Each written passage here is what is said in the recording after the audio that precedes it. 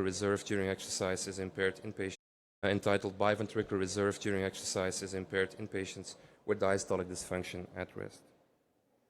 I have nothing to declare. So evolving evidence has suggested that HFpEF is characterized by global cardiac dysfunction. However, it is unclear how the RV dysfunction in HFpEF relates to conditions with primary RV pathology.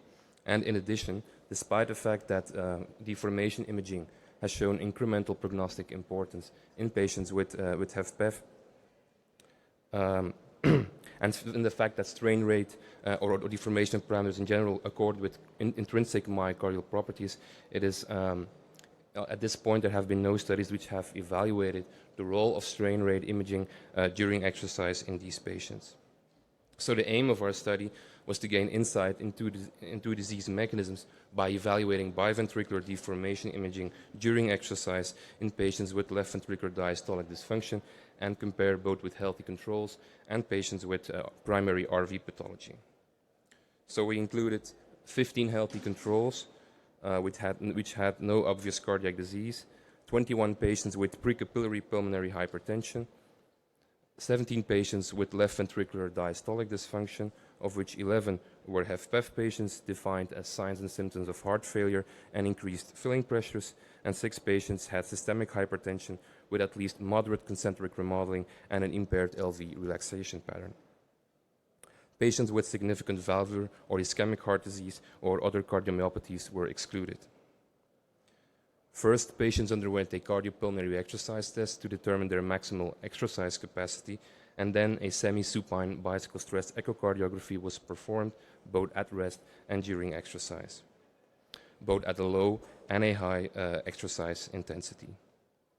We assessed both classical echocardiographic parameters like ejection fraction and fractional area change, but also newer deformational parameters of both left and right ventricle at each level. Now, looking at the baseline characteristics, we can observe that patients with left ventricular diastolic dysfunction were older, and that the majority of them were female compared to both other groups. Secondly, both peak heart rate and peak oxygen consumption were clearly lower in patients with left ventricular diastolic dysfunction and patients with pulmonary hypertension.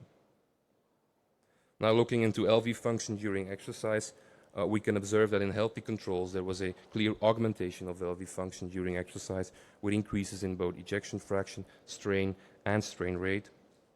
Whereas in patients with pulmonary hypertension, LV function was preserved at rest, but the increase with exercise appeared clearly to be reduced. Similarly, also in patients with left ventricular diastolic dysfunction, systolic function was preserved at rest. However, the increase with exercise was again much more blunted. Then if we go to right ventricular function, we see again a clear increase in right ventricular function during exercise in healthy controls, whereas as expected in PH patients, RV function is already severely reduced at rest and RV reserve is diminished. In patients with left ventricular diastolic dysfunction, RV function is preserved at rest, but again, RV reserve, or the ability of the RV to increase its function during exercise, is clearly lower compared to healthy controls. If we then take a closer look at diastolic and systolic reserve defined as the delta between rest and peak exercise, early diastolic and systolic strain rate, we can observe that both in left ventricular diastolic dysfunction patients and patients with pulmonary hypertension, there was a decreased diastolic and systolic LV reserve, whereas only RV systolic reserve was reduced in patients with left ventricular diastolic dysfunction.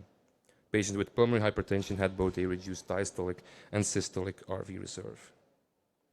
At peak exercise, as expected and has already previously been published, systolic and diastolic function appear to be closely interrelated. So to conclude, in left ventricular diastolic dysfunction patients, the mild systolic limitation at rest is amplified during exercise and results in a biventricular systolic impaired biventricular systolic reserve, in addition to well-documented impaired diastolic reserve. Therefore, the combined biventricular limitations in myocardial reserve in these patients reinforce the hypothesis that HFpEF is indeed characterized by a global cardiac disease. And finally, exercise imaging is therefore useful because it unmasks cardiac dysfunction concealed at rest and provides insights into disease mechanisms. It could enhance diagnosis and even guide novel treatment strategies targeted at the impaired cardiac reserve. Thank you.